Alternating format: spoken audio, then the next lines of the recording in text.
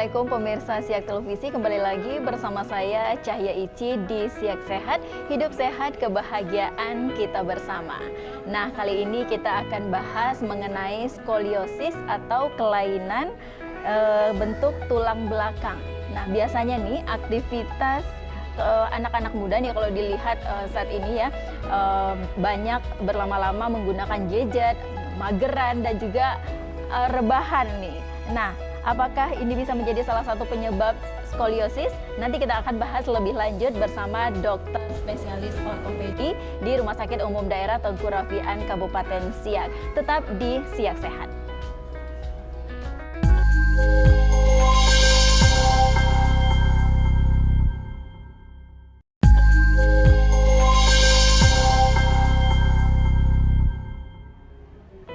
Ya pemirsa Siak Televisi, saat ini saya sudah bersama dokter spesialis ortopedi di Rumah Sakit Umum Daerah Tengku Rafian Kabupaten Siak, Dr. Loli Anton SPOT.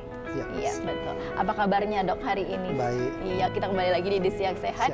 Kita akan bahas tentang skoliosis, yaitu kelainan bentuk tulang belakang. Iya dok ya. Nah tadi kan anak-anak muda nih, zaman now nih dok, melihat aktivitasnya yang berlama-lama menggunakan gadget, terus juga ada yang mageran, rebahan ya karena gadget tadi juga mungkin ya dok ya. Nah, apakah ini bisa menjadi salah satu yang menyebabkan skoliosis ini dok?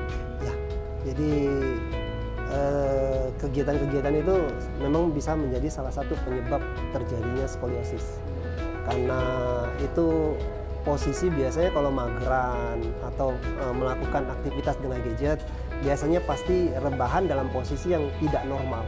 Tidak seperti kita ini duduk seperti biasa ini, tapi pastinya dalam kondisi yang kadang semi duduk ya, kayak seperti di pantai gitu, duduk, kemudian kadang memegang gadget itu terlalu bungkuk, kemudian posisinya agak miring begitu ya. Jadi kadang posisi-posisi itu ya bisa terjadi skoliosis secara tidak langsung. Berarti jadi perhatian juga nih dok, anak-anak zaman now nih kan memang kita sehari-hari jajan, terus pasti rebahan dan juga sembarangan nih biasanya rebahannya gimana, terus dalam waktu lama bahkan ya dok ya. Ternyata bisa menyebabkan juga skoliosis. Nah tentunya kita juga mau tahu nih dok, faktor penyebab skoliosis ini apa nih dok? Jadi harus kita ketahui dulu apa itu skoliosis. Jadi skoliosis itu, sebelum kita bicara skoliosis itu kan pembengkokan dari tulang belakang. Ya, pembengkokan itu bisa yang pastinya itu ke arah samping, bisa disertai dengan rotasi atau putaran atau tidak. Tapi sebelum kita jauh ke skoliosis itu, kita harus tahu dulu tulang belakang kita. Struktur tulang belakang itu dimulai dari tulang leher, itu ada 7 ruas.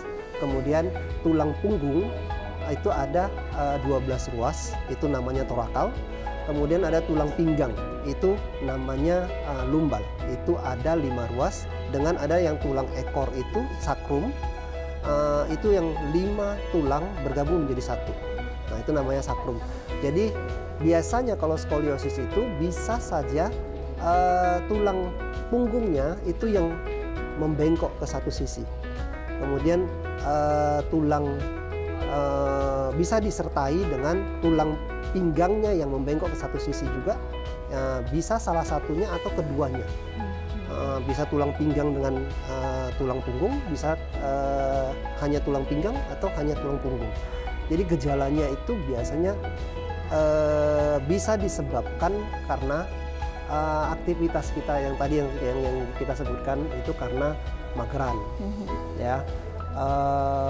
Mageran itu kan posisinya biasanya mungkin diawali dengan posisi seperti ini, tapi lama-lama kan pasti anak-anak biasanya bakalan lebih rebahan lagi. Setelah lama ini capek, bakalan memutar, bakalan lebih posisinya bisa dikatakan rebahan yang tidak normalnya. Udah ganti-ganti itu. Ya, ganti-ganti. Jadi itu yang biasanya bisa jadi menyebabnya. Terus kita juga harus ketahui bahwasanya skoliosis itu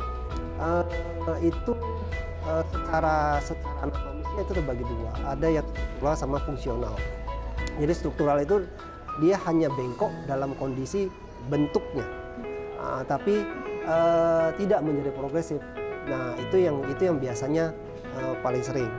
Nah, ada yang kedua itu yang fungsional. Fungsional itu memang secara anatomis itu dia berubah bentuk, tapi dia bakalan terjadi progresif dan ada rotasi seperti itu. Jadi selain itu juga kita harus tahu bahwasanya skoliosis itu kita harus terbagi 3. Itu yang pertama itu kongenital. Kongenital itu adalah dari bawaan lahir. Nah, kalau yang itu tentunya penyebabnya adalah gen. Gen memang dari bawaan, itulah gunanya kita mendeteksi dini ketika ibu dalam proses dari awal kita mau merencanakan untuk hamil, kemudian ketika kita sudah hamil memeriksakan dan sampai kita melahirkan. Itu juga harus kita pantau. Nah, biasanya ini kita bisa tahu apakah pasien itu memang terkena skoliosis kongenital atau tidak. Yang kedua itu skoliosis neuromuskular. Karena neuromuskular ini artinya berasal dari kata neuro dan muskular, atau otot sama saraf atau daging yang dari saraf. Jadi itu biasanya penyebabnya karena penyakit yang lain, seperti misalnya polio, seperti misalnya ada cerebral palsy. Jadi polio itu contohnya vaksin. Kalau kita tidak patuh dengan vaksin bisa terkena polio dan akhirnya terjadi skoliosis. Begitu juga dengan yang tadi saya sampaikan cerebral palsy. Jadi misalnya dia ada kelainan masalah di otak, kemudian berkembang akhirnya tulang belakang juga berkembangnya jadi skoliosis. Dan yang ketiga ini yang paling sering itu adalah idiopatik. Dan ini identik dengan yang tadi yang kita sampaikan yang gadget. Nah, jadi ini tidak begitu jelas. Idiopatik itu artinya tidak diketahui penyebab utama, tapi paling seringnya penyebabnya yang itu. Karena kenapa? Biasa terjadi pada masa pubertas atau usia-usia di mana kita tanda-tanda kemaluan sudah matang, di mana kan pada malu, ya, malu untuk mengungkapkan. Jadi ketika dia tahu, kan kita tidak bisa periksa sebagai orang tua, kita tidak bisa periksa tubuhnya karena dia malu. Jadi tahu-taunya sudah dalam kondisi yang memang betul-betul bengkok sekali. Nah, itu baru kita sadari. Begitu juga dengan pasien dengan keluhan, ada beberapa keluhan yang timbul. Nah, itu yang jadi baru tahu bahwasanya dia terjadi skoliosis. Itulah yang paling sering idiopatik. Nah dok, tadi kan juga ada faktor penyebabnya banyak tadi, ada gen dan segala macamnya. Iya. Nah, bentuk dari skoliosis itu seperti apa sih dok? Bentuknya ada berapa jenis juga begitu? Jadi kalau dari bentuknya sendiri itu yang bisa tadi kita lihat begitu. Ya. Jadi itu tanda-tanda yang bisa kita lihat dari tubuh pasien itu yang pastinya tidak simetris. Ya, tidak simetris antara bahunya. Jadi ketika dia berdiri, bahunya itu tidak simetris. Jadi ada satu sisi yang lebih naik. Dan kalau kita ruku, ya, lebih sujud begitu, posisi ruku itu dia bakalan tampak satu punggung itu lebih tinggi.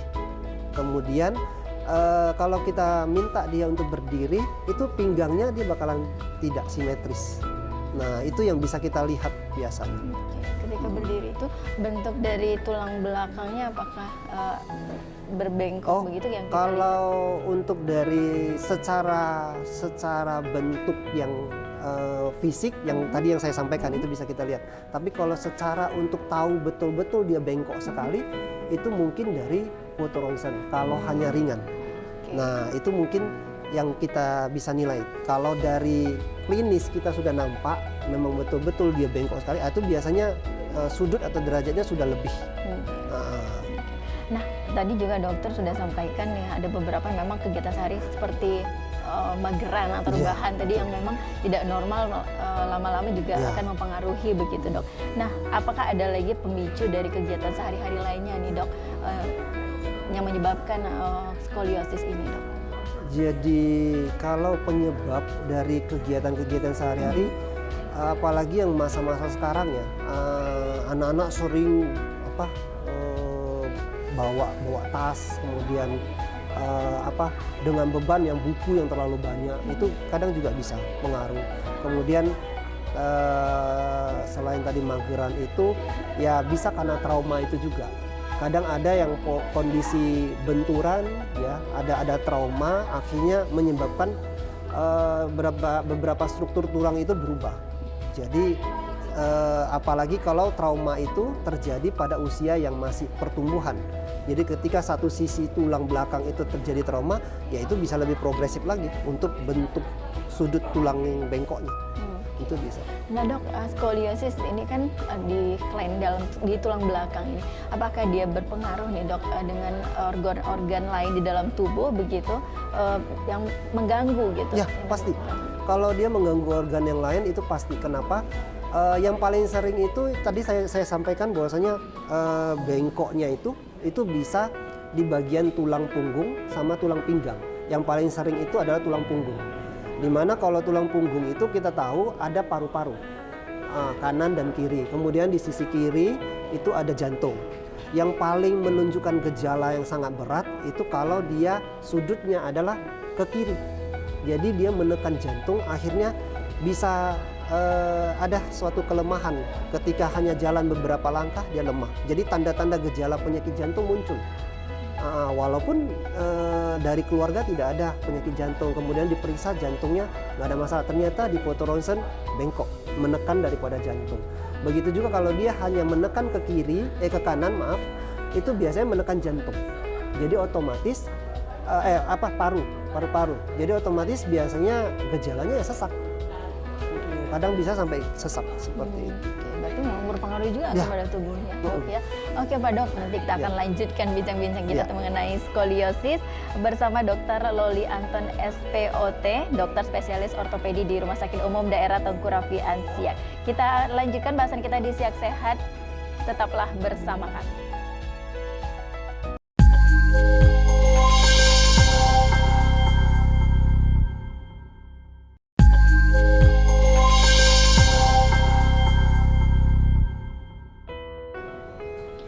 Terima kasih Anda masih di Siak Sehat dan kita masih bersama dokter spesialis ortopedi di Rumah Sakit Umum Daerah Tengku Rafian Kabupaten Siak, Dr. Loli Anton SPOT. Nah dok, tadi kita juga sudah membahas tentang penyebab dari skoliosis itu apa, begitu kan, dan juga bagaimana sih bentuk dari skoliosisnya. Nah kita mau nanya juga nih dok, gejala dari skoliosis ini apa saja nih dok? Jadi gejalanya itu biasanya pastinya nyeri punggung ya. Jadi sering pegal, sering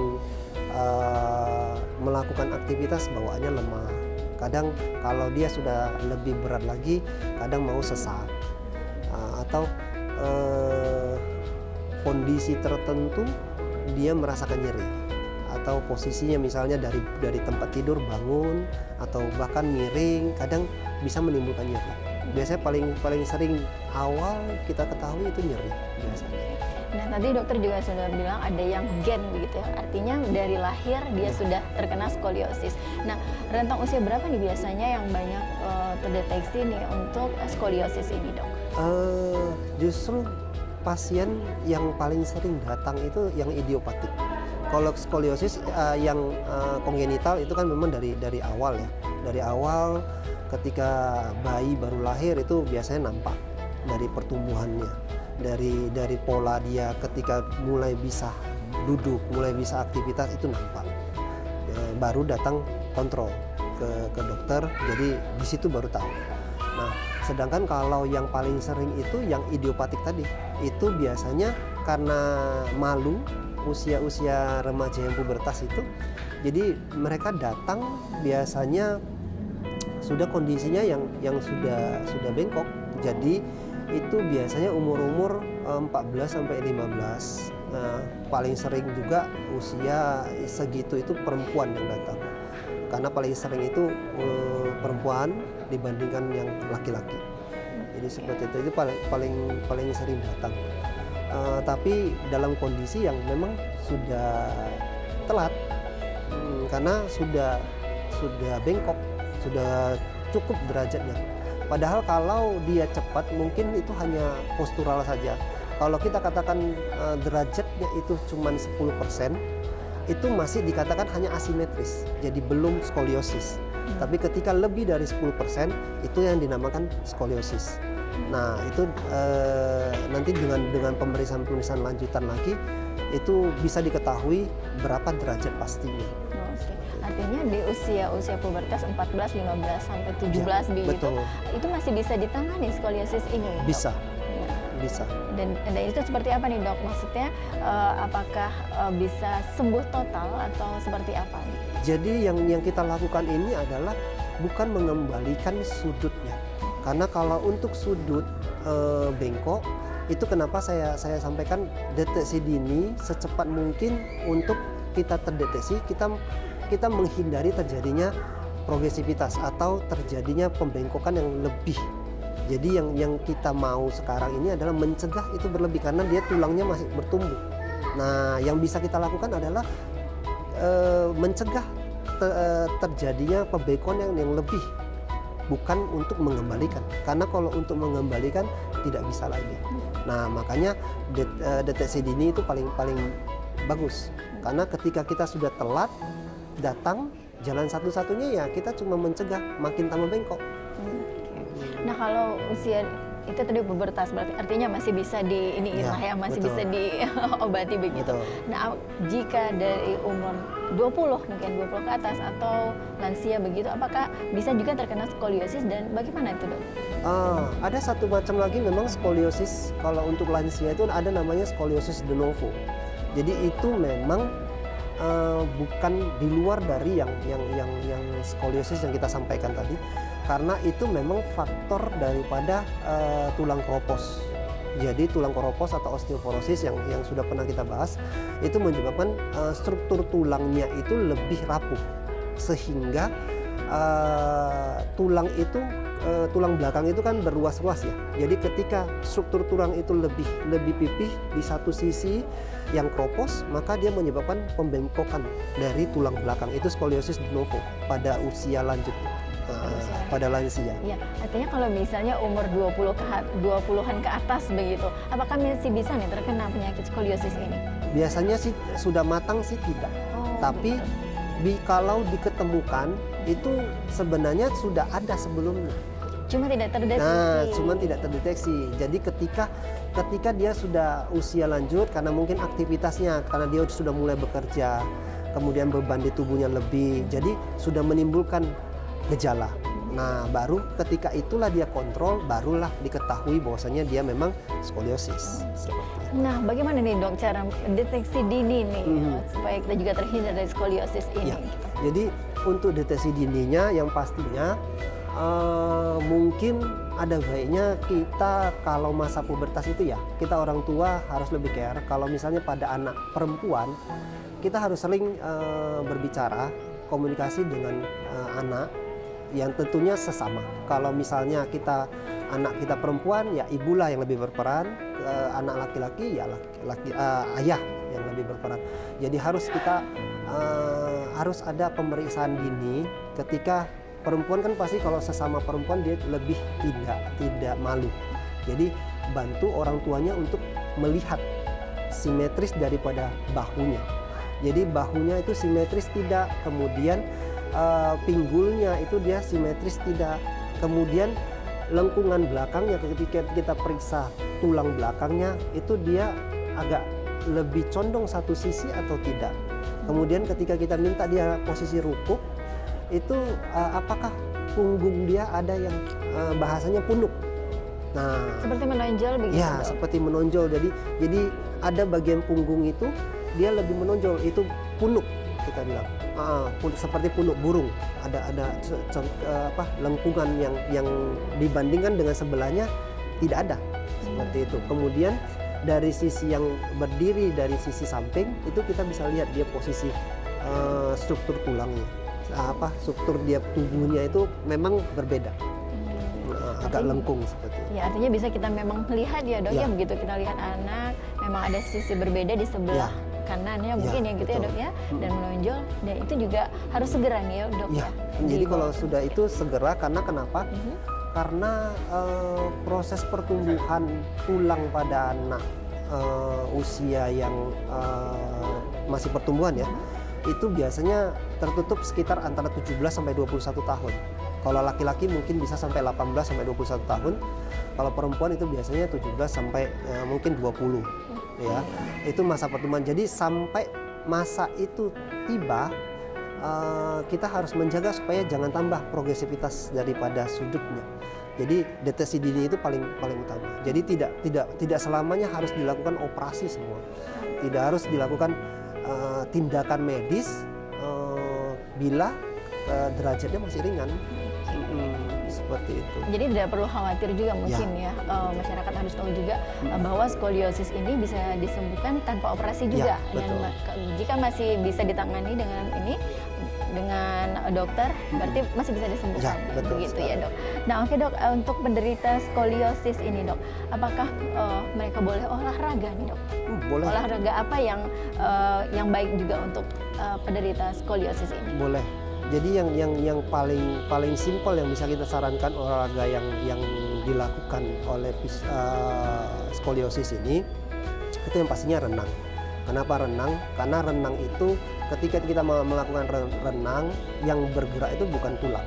Jadi keseluruhan otot itu juga diperkuat. Jadi setidaknya otot itu dengan diperkuat mencegah desakan atau dorongan daripada tulang. Jadi bisa mengurangi nyeri pastinya, kemudian bisa mencegah terjadinya lebih bengkok lagi seperti itu.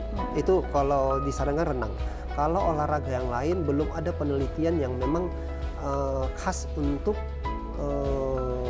menangani ya, mencegah skoliosis ini, baik kita nge-gym atau fisioterapi, atau memang ada fisioterapi yang khusus dengan khusus untuk skoliosis, exercise. Jadi latihan memang untuk khusus skoliosis, tapi belum ada penelitian untuk memastikan bahwasanya itu memang bermanfaat atau tidak. Jadi itu belum disarankan. Tapi memang kalau yang disarankan itu paling olahraga yang renang. Kalau nge-gym atau aktivitas yang non aerob yang seperti kita treadmill, seperti kita dengan alat-alat itu ada baiknya dengan instruktur. Jadi harus ada yang dalam pengawasan. Tapi kalau untuk olahraga lain mungkin untuk jogging masih bisa, tapi dengan batasan. Jadi olahraga lain boleh, tapi dengan batasan yang tidak dipaksakan. Jadi hanya sekedar olahraga yang tidak memaksa. Nah untuk rutinitas olahraga renang tadi dokter bilang menyarankan untuk penderita skoliosis ini, bagaimana dok rutinitasnya? Seminggu seberapa kali begitu? Ya justru rutinitas itulah yang penting. Jadi bukan kita butuh renangnya, tapi kita butuh adalah kontinuitasnya. Jadi kalau memang kita bisanya seminggu sekali, tapi kontinu. Jadi tiap minggu itu memang kita lakukan. Atau misalnya yang disarankan seminggu 2 kali minimal. Kalau bisa dilakukan seminggu 2 kali. Tapi kalau misalnya kita tidak sanggup ya seminggu sekali. Daripada nanti kita minggu ini 2 kali, minggu depan tidak, minggu depannya lagi tidak, baru melakukan lagi 2 kali. Nah itu yang tidak disarankan. Yang disarankan itu adalah kontinuitasnya. Jadi keberlangsungan terus-menerusnya itu yang disarankan. Oke, siap dok. Nah tentunya juga kita tidak mau nih dok penyakit skoliosis ini ada gitu. Nah bagaimana cara mencegahnya, dan juga boleh tips dari dokter tentang penyakit skoliosis ini seperti apa? Jadi supaya kita, yang pastinya skoliosis ini kan kita tahu tulang bengkok ya. Jadi yang pastinya kita harus deteksi dini, walaupun belum ke rumah sakit atau ke dokter. Jadi harus dilakukan deteksi dini seperti yang tadi saya sampaikan. Kemudian hindari posisi yang bisa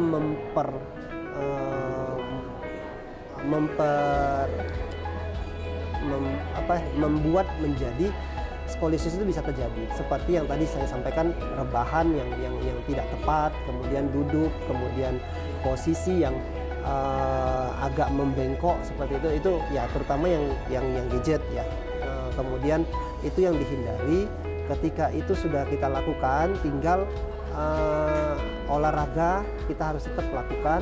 Kemudian kalau misalnya itu terjadi, kita setelah deteksi dini memang ada itu, secepat mungkin kita lakukan pemeriksaan di rumah sakit karena itu nantinya kita ada pemeriksaan lanjutan seperti X-ray, foto ronsen, kemudian ada pemeriksaan fisik, kemudian ada pemeriksaan lanjutan. Karena ketika nanti ada red flag, namanya red flag yang di skoliosis itu sendiri, ketika red flag ini ada, itu jalan satu-satunya cuma operasi. Nah, red flag itu yang pertama, yang pastinya dia ada nyeri hebat. Yang kedua, ada skoliosis ini dengan disertai dengan kifosis atau pembengkokan tulang membungkuk ke depan. Yang ketiga, itu bisa karena skoliosis dengan ada defisit neurologis atau penjepitan saraf, di mana kaki, tangan semua kebas, itu bisa kemungkinan dilakukan tindakan operasi. Dan sudutnya, ketika sudutnya itu dia pada usia yang masih berkembang atau masih tumbuh, itu derajatnya itu lebih dari 45, dan usia yang memang tidak tumbuh atau di atas 21 tahun itu memang di atas 50 derajat, itu kemungkinan besar harus operasi. Jadi kalau di bawah itu masih bisa dilakukan pencegahan dengan brace atau ortosis atau penyangga untuk mencegah bentuknya lebih penting lagi, seperti itu. Oke, nih kata kunci terakhir nih dok, apa yang harus kita ketahui dari skoliosis ini dok? Ya, jadi skoliosis itu yang pastinya skoliosis itu adalah pembengkokan tulang belakang. Pembengkokannya itu ke arah samping, ya, dan bisa disertai dengan perputaran rotasi dari tulang belakang itu sendiri. Jadi yang kita harus pasti kita lakukan adalah deteksi dini, itu yang paling utama. Jadi segera mungkin periksa semua anak kita. Kalau memang kita sudah melihat menonton acara ini, segera mungkin periksa, baik anaknya masih kecil, anaknya masih bayi, segera mungkin periksa di tulang belakangnya, punggung belakangnya, apakah ada tanda-tanda itu, sehingga kita bisa secepat mungkin mengatasi kalau terjadinya skoliosis ini. Seperti itu. Oke, terima kasih nih dok, bincang-bincang kita sudah semua kita bahas nih tentang skoliosis ini, sampai bagaimana kita mendeteksi dini skoliosis agar kita terhindar dari penyakit skoliosis ini dokter. Ya pemirsa Siak Televisi, demikian bincang-bincang kita di Siak Sehat, hidup sehat, kebahagiaan kita bersama dokter spesialis ortopedi Rumah Sakit Umum Daerah Tengku Rafian Kabupaten Siak, Dr. Loli Anton SPOT. Nah dengan bahasan tadi tentunya banyak sekali informasi yang kita dapatkan agar kita selalu hidup sehat dan untuk mencapai kebahagiaan kita bersama. Sekali lagi terima kasih dok atas waktunya. Semoga kita selalu sehat dan bahagia nih tentunya. Dan pemirsa Siak Televisi, Anda juga dapat menyaksikan informasi lainnya melalui channel YouTube Kabar Siak dan Siak TV Official serta fanpage Siak TV News. Saya Chai Eici beserta Dr. Loli pamit undur diri dan kru yang bertugas mengucapkan terima kasih atas perhatian Anda. Sampai jumpa dan wassalamualaikum warahmatullahi wabarakatuh.